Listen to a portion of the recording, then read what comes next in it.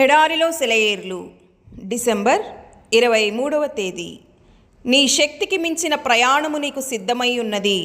1వ రాజుల గ్రంథము 19వ అధ్యాయము 7వ వచనం. అలసిపోయిన తన సేవకుని విషయం దేవుడు ఏం చేశాడు? తినడానికి ఆహారం ఇచ్చి నిద్రపోమ్మన్నాడు. ఏలియా చేసింది చాలా ఘనకార్యం.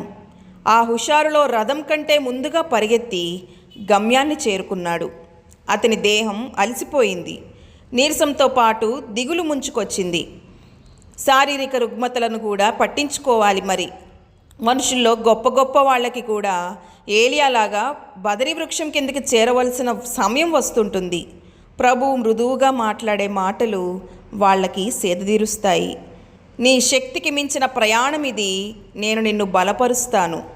శారీరకమైన బలహీనతను ఆత్మ సంబంధమైన బలహీనతగా ఎంచి దిగులు పడకండి. ప్రార్థించడానికి కూడా ఓపిక లేదు. అలసిన దేహం సొమ్మసిల్లింది. మనసంతా ఒకటే దాహం, ఒకటే ఆలోచన. ఆదమరిచి కొంతసేపు నిద్రపోవాలి. అలా పడి నిద్రపోతే దేవుడేమంటాడో? అనుమతి లేకుండా నిద్రలోకి జారితే, ప్రార్థించకుండా పవళిస్తే క్షమిస్తాడా లేదా? ఆలోచించు. నీకు మాటలైనా రాని ప్రాయంలో నీ తల్లి నిన్ను నిద్రపుచ్చలేదా? తన ఒడిలో లాలించి జోలపాడలేదా? నువ్వు నోరు తెరిచి అడగలేని వయసులో అడిగేదాకా నీకు అన్నం పెట్టకుండా ఆగిందా? నిద్రలో నీ గగుర్పాటును తన కౌగిట చేర్చి ఓదార్చలేదా? నీ బాల్యప్రాయంలో చెప్పడం చేతగాని వేళ ఆ తల్లి ప్రేమ నీకు గుర్తురాలేదా? ఇప్పుడు ప్రార్థనకి కూడా ఓపిక లేని అలసటలో మానవ సహజమైన బలహీనత లొంగదీసిన వేళ నిస్సంకోచంగా పడుకొని విశ్రాంతి తీసుకో. తల్లి ఒడిలో ఉన్నట్టుగా నిద్రపో. నీ పరమతండ్రికి తెలుసు నీ అలసట. పసిపాపలాగా హాయిగా నిద్రపో. తలవాల్చవచ్చా లేదా అని సందేహం వద్దు. నువ్వు అలసిపోయిన విషయం తండ్రికి తెలుసు.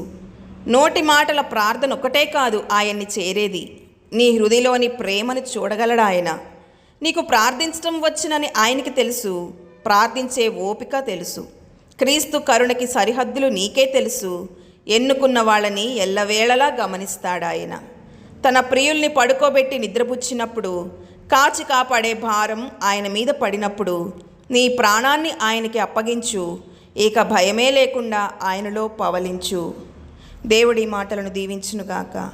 ఆమేన్.